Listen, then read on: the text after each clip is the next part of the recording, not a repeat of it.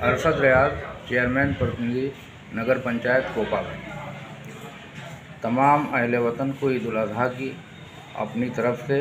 अपनी नगर पंचायत पूरी टीम की तरफ से मुबारकबाद पेश करते हैं और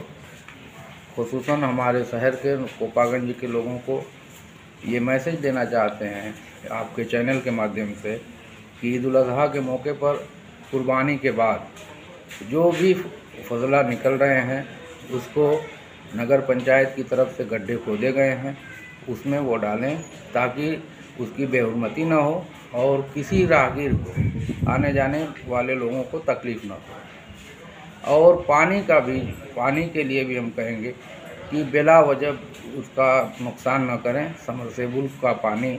जो लोग नुकसान करते हैं उस पर हम ये कहना चाहते हैं कि